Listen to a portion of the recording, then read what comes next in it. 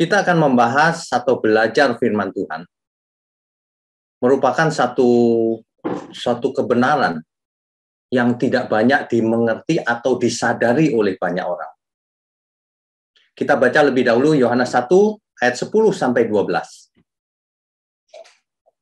Yohanes pasal 1 ayat 10 sampai 12.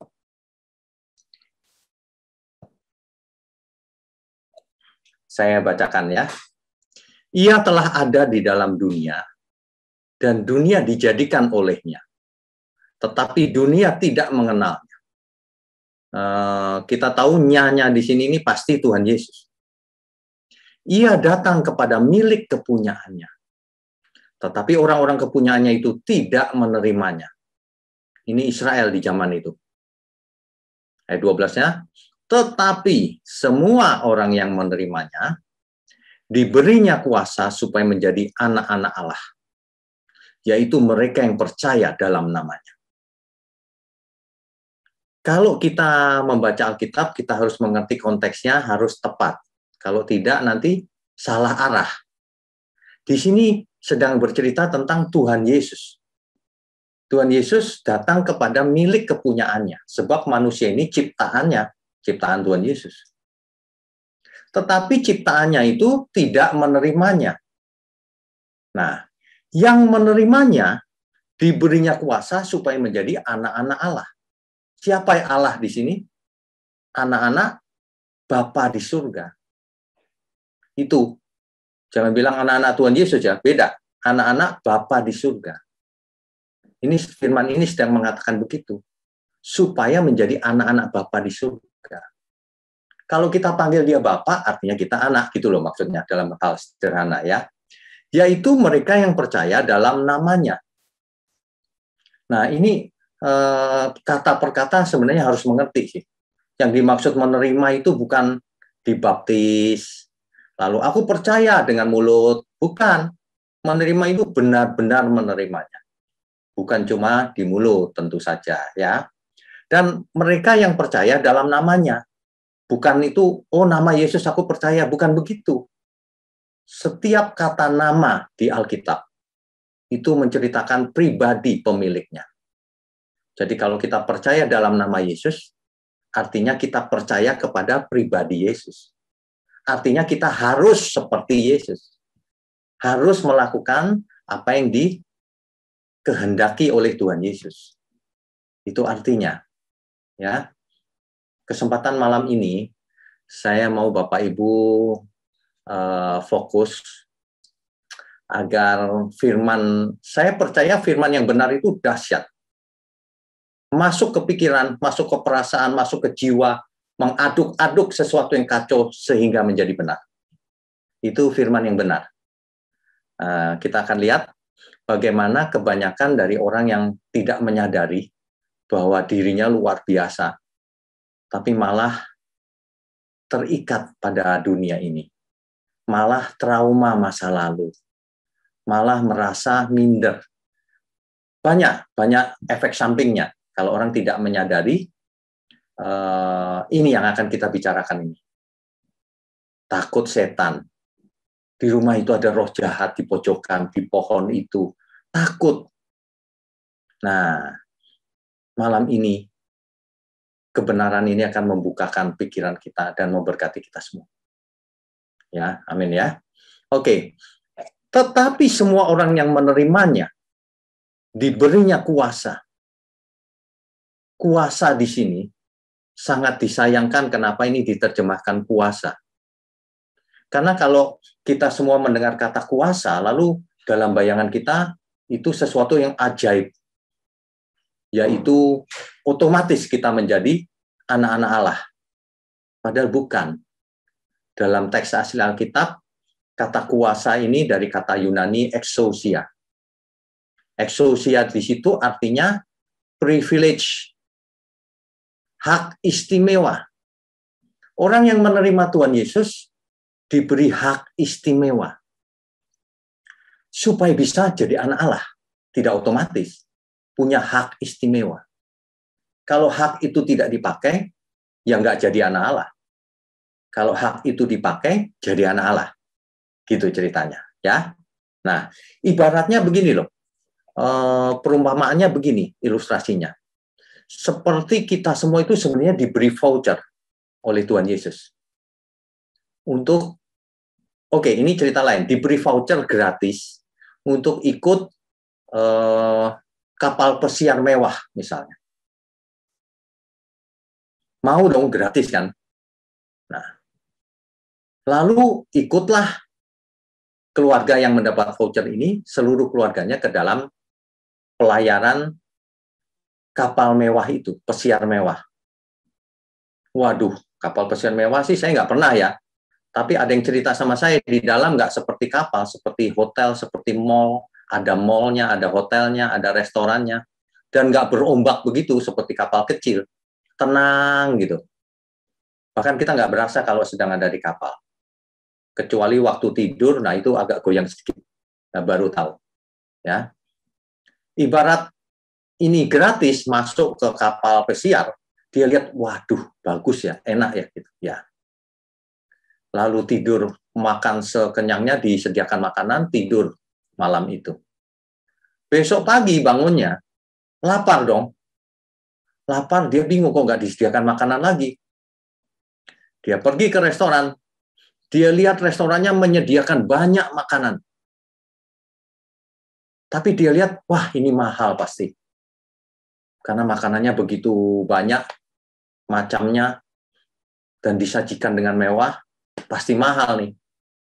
Lalu sang bapak ini, suami sebagai kepala keluarga, dia kembali ke kamarnya, nyeduh mie instan. Padahal di voucher itu ada tulisan all in. Semuanya termasuk breakfast-nya juga gratis.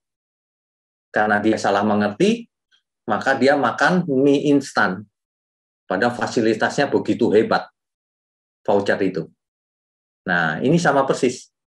Orang Kristen, banyak yang tidak tahu diberi hak istimewa apa oleh Tuhan. Maaf ya, ini kebenaran harus disampaikan. Banyak orang kalau cari Tuhan cuma mau cari berkat jasmani. Kalau cuma mau cari berkat jasmani, rugi. Sebab sekaya apapun kita, akhirnya nggak bisa dibawa ketika mati. Rugi. Itu orang yang salah itu kalau fokusnya ke kekayaan. Kasihan, dia terikat. Seseorang yang tercerahkan itu mengerti arti kekayaan buat apa, mengerti arti hidup ini buat apa. Ya, kita kembali dulu ke hak istimewa yang diberikan Tuhan. Apa ya? Kalau kita perhatikan seluruh Alkitab, maka kita bisa menyimpulkan ada 4 hak, 4 poin yang diberikan Tuhan yang utama. Bapak Ibu bisa catat 4 poin. Yang pertama itu sudah jelas pengampunan dosa. Oh, sudah tahu Pak, saya kalau itu baik. Tapi masalahnya bukan tahu atau tidak. Kalau Yesus mati di kayu salib, pengampunan dosa diberikan kepada kita, apa dampaknya? Harus ada. Kalau nggak ada, percuma. Dampaknya apa? Oh, dampaknya saya diampuni, Pak. Betul. Karena saya diampuni, dampaknya apa? Harus ada loh. Dampaknya adalah kalau seseorang diampuni, tidak boleh buat dosa lagi. Sudah diampuni. Dicatat baik-baik. Kalau sudah diampuni, jangan buat dosa lagi. Itu yang pertama. Yang kedua, itu masih soal pengampunan dosa. Kalau kita diampuni, jangan buat dosa lagi. Kalau kita diampuni, kita pun harus mengampuni orang lain. Sebab kita diampuni. Kalau kita diampuni Tuhan, kita juga harus mengampuni diri sendiri. Nah, kan banyak di antara kita itu pernah buat salah juga ya. Jangan trauma masa lalu, sudah diampuni Tuhan. Ibarat ini ibarat ya. Ibarat dahulu waktu masih kecil diperkosa. Lalu ketika besar trauma, aduh tubuhku najis dan sebagainya. Ingat, Tuhan sudah mengampuni. Kalau Tuhan yang Maha Tinggi mengampuni kita, kenapa kita tidak mengampuni diri sendiri? Nggak selamat loh nanti, ditolak Tuhan. Diampuni kok masih trauma. Tubuh kita ini nggak bakalan masuk surga. Tubuh ini bakal kembali menjadi debu. Yang masuk surga adalah jiwa dan roh kita yang diberi tubuh kemuliaan. Naik lagi. Jadi tubuh ini nggak bakalan ke surga. Makanya tubuh nggak ada hubungan dengan ke surga atau tidak. Setiap tubuh kita pasti mati dan kembali ke tanah. Begitu ya. Nah, jadi itu penebusan dosa itu begitu banyak ayatnya. Itu kalau diampuni itu artinya kita jangan buat dosa lagi. Kalau diampuni buat dosa terus, waduh itu ngeledek Tuhan loh. Amin ya. Kita mesti bertobat semua nih. Karena kadang-kadang di antara kita masih ada saja dosanya. Entah itu dosa bentuknya seperti apa, selalu ada. Dibuang. Semua dibuang dosanya. Ingat, Rasul Paul di kitab Ibrani dikatakan, kita itu seperti ikut pertandingan yang diwajibkan. Jangan kita nggak bisa berlari. Kenapa? Karena ada beban dan dosa yang merintangi kita. Beban dan dosa. Makanya kita nggak boleh punya beban, nggak boleh punya dosa. Jadi lari, menang. Kalau masih punya beban, punya dosa, nggak bisa lari. Itu merintangi. Ya, jika pengampunan itu diberikan di kayu salib, maka kita tidak boleh buat dosa lagi. Itu fasilitas yang pertama, pengampunan. Maka kita harus mengampuni siapa saja, termasuk musuh kita. Nah, mungkin di antara kita ada yang bilang, nggak bisa, Pak. Saya itu dibuat bangkrut oleh dia. Hidup saya jadi sengsara karena dia. Oke, baik. Tapi begini, Bapak Ibu. Kalau kita ditipu orang, dikhianati oleh orang, lalu kita menjadi sengsara, terus kenapa kita mesti mengorbankan diri sendiri? Kalau kita nggak mengampuni orang, tidak diampuni loh oleh Bapa di surga. Ayatnya eksplisit. Kalau engkau tidak mengampuni, Bapamu yang di surga tidak ada mengampuni kamu. Kalau kamu mengampuni, Bapamu yang di surga akan mengampuni juga. Syarat utama itu mengampuni semua orang. Lagi pula, bayangkan kita mau menghadap Tuhan. Di hati masih ada kepahitan, ada dendam, ada banyak hal yang belum beres. Waduh, jangan sampai Bapak Ibu, yang rugi kita sendiri. Sudah dikhianati, sudah ditipu, kita sendiri rugi. Jangan. Ya sudahlah, kita rugi uang, rugi apa, tapi kita harus hatinya bersih. Amin ya. Itu yang pertama. Yang kedua adalah kita itu, Yesus mati di kayu salib itu menebus dosa kita loh. Menebus itu artinya apa sih? Membeli. Makanya ada lagu, bukan dengan barang fana kita ditebus, tetapi dengan darahnya sendiri. Nah, kita ditebus itu artinya dibeli. Dulu budak dunia, sekarang doulos, budaknya Tuhan, hambanya Tuhan. Itu maksudnya. Nah, untuk itu, Roh Kudus dimateraikan dalam diri kita. Ini kan interdenominasi tetap sama pengertiannya. Saya pakai yang umum nih. Jadi, Roh Kudus diberikan kepada kita. Tubuh kita menjadi bait Roh Kudus, bait Allah. Di mana Roh yang Maha Tinggi tinggal dalam diri kita. Jadi kalau ditanya, bait Allah ketiga, Pak, di Israel, nggak penting itu. Karena bait Allah yang sesungguhnya adalah tubuh kita. Kita nggak bakalan balik lagi ke korban bakaran dan sebagainya. Sudah Tuhan Yesus final.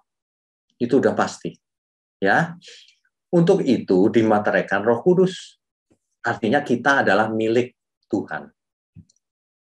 Roh Allah yang Maha Tinggi tinggal di dalam diri kita. Dampaknya apa? Kalau kita kemana-mana ada roh kudus di dalam diri kita, dampaknya apa? Dampaknya tentu saja tidak ada yang lebih besar dari roh yang ada dalam diri kita. Kalau ada setan lewat, biarin aja. Roh yang di dalam kita, roh Allah yang maha tinggi. Ngapain kita repot-repot ngejar-ngejar setan, mengusir? Roh kita jauh lebih besar. Allah yang maha tinggi. Ada amin? Jadi ibaratnya begini loh, kecoa lewat juga nggak usah dikejar-kejar. Setan lewat di kejauhan, biarin aja. Nggak ada urusan kita. Nggak takut kita sama siapa. Kita tidak takut apapun, karena roh Allah ada dalam diri kita. Ayo katakan amin ya. Jangan takut sama hal-hal apapun, kecuali satu, takut berbuat dosa. Takut hidup kita tidak menyenangkan Dia. Amin. Jadi kalau Roh Kudus ada dalam diri kita, kita jadi tidak takut apapun, kecuali takut berbuat dosa. Bayangkan kita kemana-mana, Roh Kudus menyertai kita.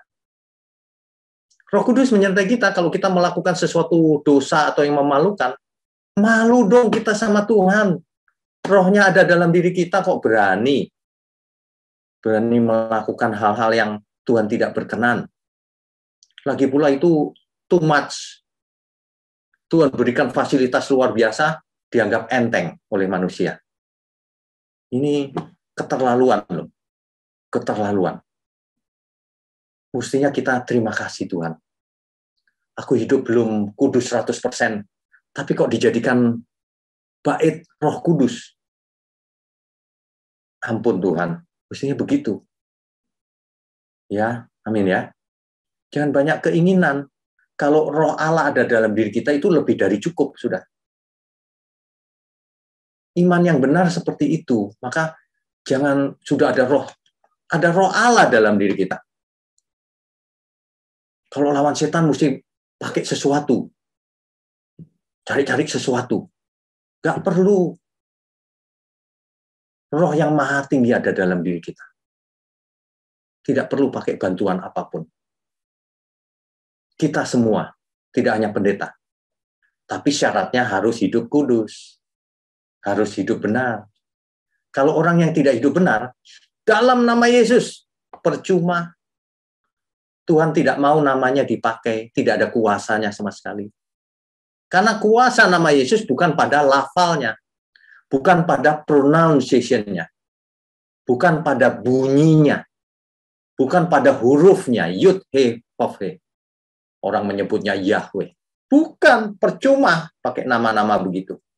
Kalau hidupnya nggak benar. Ya, jangan dikit-dikit dalam nama Yesus, tapi hidup dalam dosa. Percuma, diketawain nama setan.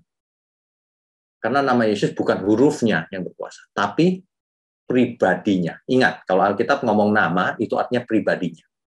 Itu sebabnya Alkitab berkata kalau namaku hadir di bait Allah. Coba, Bapak Ibu pengertiannya apa? Spanduk gitu ada nama Yesus? Bukan. Itu artinya pribadinya yang ada di bait Allah. Memang bahasa Alkitab begitu. Setiap nama di Alkitab itu mewakili pribadinya. Bagaimana ia hidup pribadi. Ya, itu adalah fasilitas kedua. Dicatat baik-baik. Yang kedua apa? Roh Kudus. Ya, tanda bahwa kita itu milik Tuhan. Roh Kudus akan memimpin kita kepada seluruh kebenaran. Artinya kita harus belajar kebenaran dan mau dipimpin. Ya, tubuh kita bait Allah. Tubuh kita bait Allah di 1 Korintus 3 ayat 16 dan 1 Korintus 6 ayat 19. Bisa dibaca itu nanti. Nah, kalau Roh Kudus ditaruh dalam diri kita, dampaknya, ingat firman Tuhan, kuduslah kamu sebab aku kudus. Artinya kita harus hidup kudus. Masalahnya banyak orang salah mengerti. Hidup kudus itu kalau pakai pakaian putih-putih, pakai jubah agama, katanya itu hidup kudus. Bukan. Hidup kudus itu biar pakaiannya hitam. Ngomong-ngomong pendeta sering pakai pakaian hitam loh. Masa nggak kudus? Hidup kudus itu bukan tergantung dari pakaiannya, bukan tergantung dari luarnya. Hidup kudus itu dari dalam, pikiran, perasaan, jiwanya. Itu hidup kudus. Gitu loh. Apa arti kudus? Arti kudus itu tak bercacat, tak bercela, bersih, tidak salah. Mengapa kita harus hidup kudus? Karena itu adalah persembahan yang harum bagi Tuhan. Itu sebabnya dalam segala hal hanya untuk Tuhan, selalu untukmu Tuhan. Bapak Ibu perhatikan liriknya. Selalu untukmu, selalu untukmu, Tuhan dan Rajaku. Semua yang ku perbuat, baik siang dan malam, selalu untukmu. Semuanya untuk Tuhan. Segenap hidupku adalah milikmu, untuk kemuliaanmu, sampai ku tua nanti, sampai di surga nanti, selalu untukmu. Selalu untuk Tuhan. Itulah ibadah yang benar. Bukan 10% untuk Tuhan. Masa Tuhan dikasih saham 10%, kitanya 90%? Salah itu. Kalau kita sahamnya Tuhan itu 100%, kita semua milik Tuhan. Jadi kalau kita ngasih perpuluhan, itu belum cukup, karena semuanya milik Tuhan. Yang 90% nggak boleh buat foya-foya. Itu tetap milik Tuhan. Harus dipergunakan untuk memuliakan Tuhan. Menolong orang, menolong saudara, memberi orang tua, menyekolahkan anak dengan benar. Semuanya itu untuk Tuhan. Jangan salah mengerti. Jangan pernah melakukan kasih 1/10, minta balik lagi sama Tuhan. Ini bukan persembahan namanya, tukar tambah, dagang. Ya, ini praktek-praktek yang nggak benar loh. Kalau kita mau menyembah Tuhan dengan benar, harus menyembah dalam roh dan kebenaran. Dalam kebenaran. Bukan asal-asalan. Apalagi kalau asalnya dari pikiran sendiri. Jangan. Hidup cuma satu kali. Pendek lagi. Singkat. 100 tahun itu singkat loh. Kita nggak berasa 10 tahun lewat. 10 tahun lewat. Kita semakin tua. Ya. Amin ya Bapak Ibu ya. Kita mau semuanya itu menyenangkan Tuhan. Jangan sampai kita menyia-nyiakan hidup ini. Bapak Ibu tentu tahu dong, katanya hidup ini adalah kesempatan, gitu kan? Hidup ini untuk melayani Tuhan. Melayani Tuhan bukan cuma di gereja loh ya. Melayani Tuhan itu seluruh yang kita lakukan menyenangkan Tuhan. Itu melayani Tuhan. Jadi di rumah pun melayani Tuhan. Bekerja di kantor melayani Tuhan. Seluruh hidup kita ini ibadah. Kalau kita mengerti seperti itu, iman kita menjadi benar. Kita akan menjadi sempurna dalam segala hal. Takut berbuat dosa. Jangankan berbuat dosa, malas saja takut. Kita harus efektif, produktif, berhasil. Tapi untuk Tuhan. Jangan sia-siakan waktu yang Tuhan beri. Hidup ini hanya sementara. Ingat baik-baik, hidup ini hanya sementara. Mestinya setiap kita itu mestinya begini. Oh Tuhan, pakailah hidupku selagi aku masih kuat.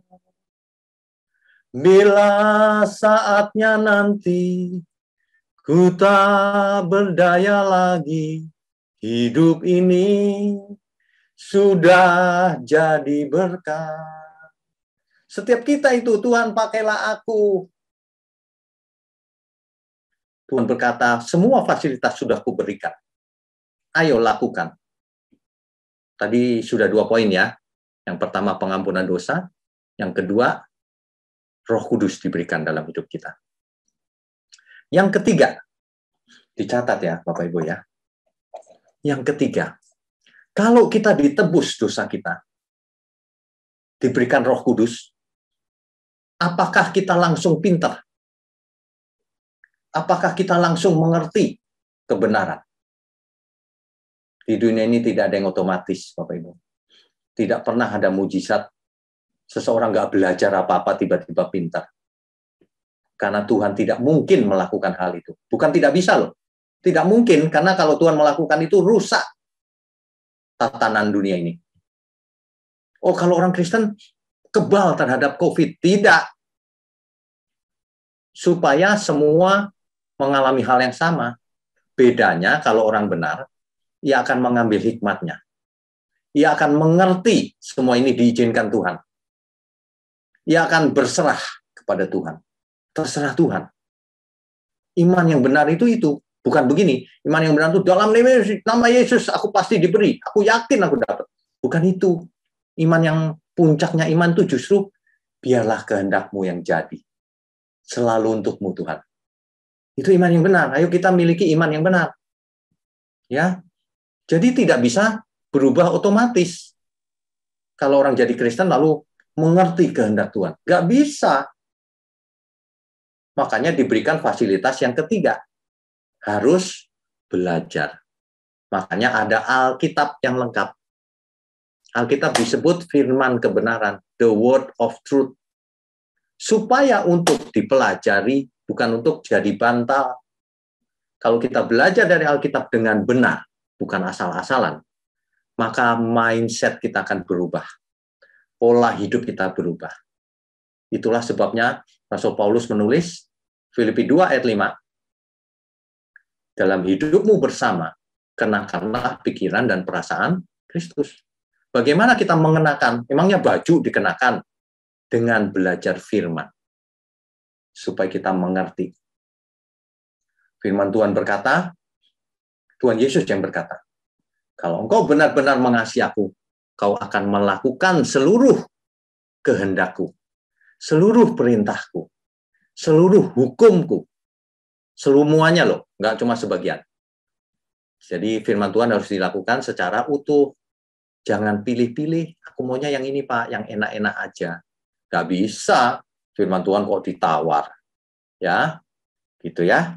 Oke, jadi yang ketiga, apa? Firman Tuhan atau Alkitab. Yang tertulis itu Alkitab. Jadi pelajari Alkitab, belajar. Di masa online begini, sengaja kita buat ini, buat itu.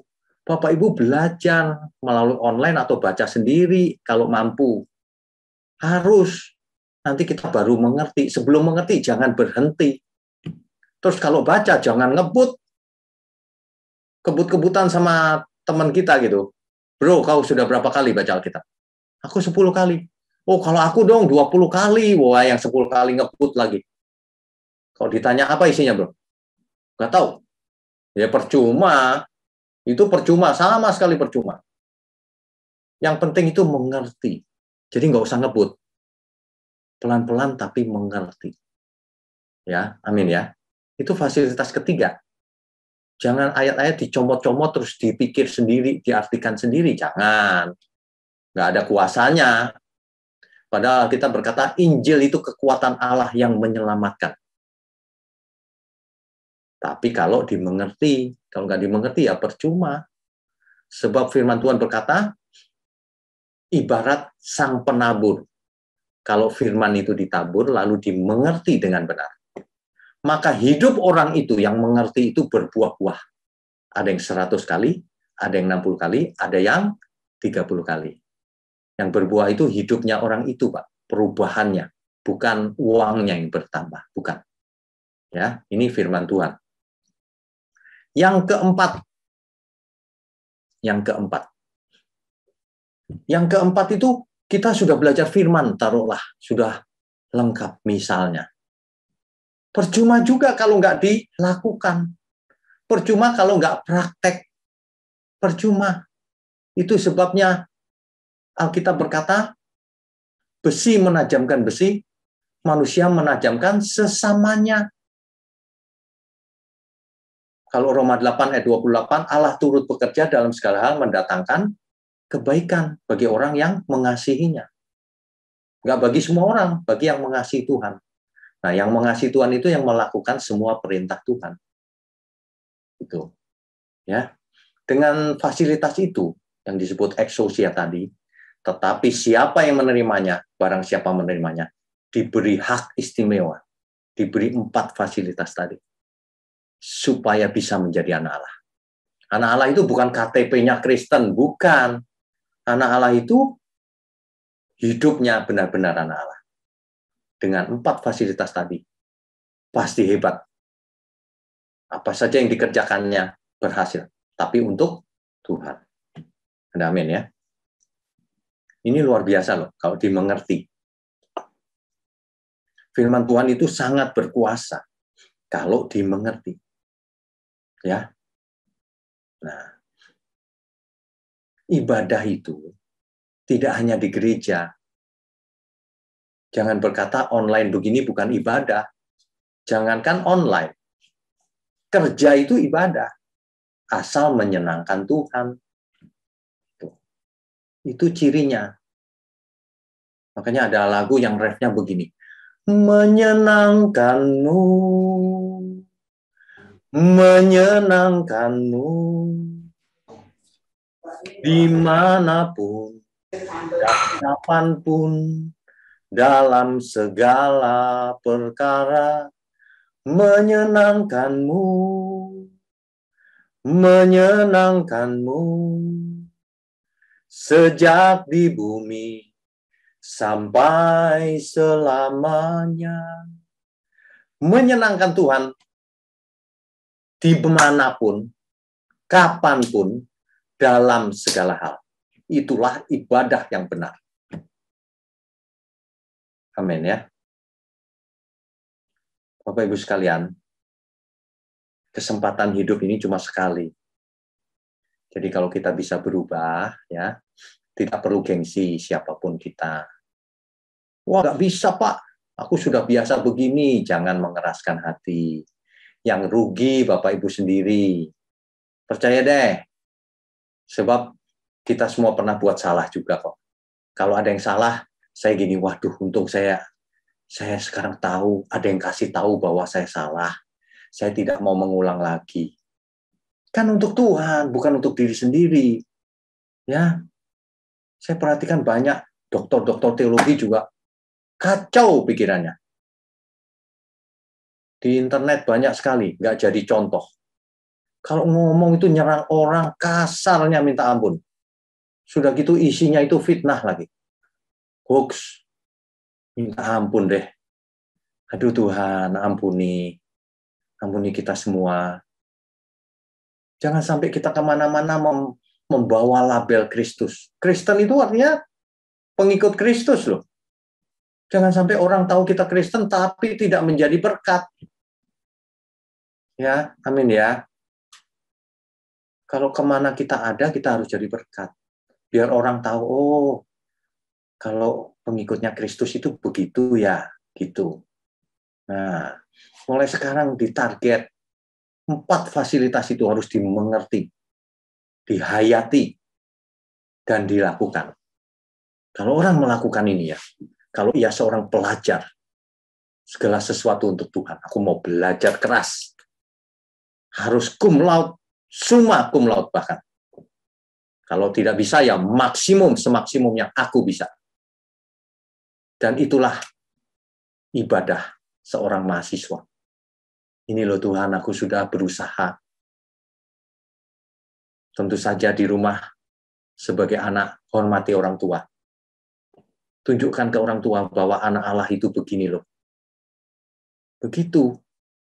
Sebagai karyawan juga sama, apalagi sebagai pelayan Tuhan. Jangan punya maksud-maksud tertentu. tulus saja gitu melayani Tuhan. Buat Tuhan tersenyum. Ya. Kalau Tuhan tersenyum, waduh. Itu ibadah yang benar itu begitu. Menyenangkan Tuhan. Menyenangkan Tuhan itu dalam bahasa lain, pleasing God. Itu artinya berkenan bagi Tuhan. Itu artinya. Jadi selama ini kita merasa kalau ibadah itu di gedung gereja, kalau ibadah itu persekutuan doa seperti ini. Kurang, bukan hanya itu. Ibadah itu seluruh hidup kita yang harus berubah. Amin ya. Nanti semua orang akan lihat, kenapa ya Bapak ini kok berubah? Kenapa ya Ibu ini kok sekarang berubah ya? Jadi kalau dekat dia, aku diberkati loh. Diberkati itu nggak selalu uang. Berkat itu luar biasa, bukan hanya uang. Amin ya, Bapak Ibu ya. Ya. Nah, makanya mulai sekarang kalau nyanyi pun jangan cuma lagunya enak, tapi benar-benar dihayati. Itu untuk Tuhan. Dihayati juga liriknya, artinya apa. Ya. Ingat, kita semua mesti menyenangkan Tuhan. Mulai sekarang, ayo kita hayati. Oh Tuhan, pakailah hidupku selagi aku masih kuat. Bila saatnya nanti ku tak berdaya lagi, hidup ini sudah jadi berkat. Amin, Bapak Ibu. Amin. Amin. Saya percaya firman ini kalau dimengerti dengan benar akan mengubah seluruh hidup kita.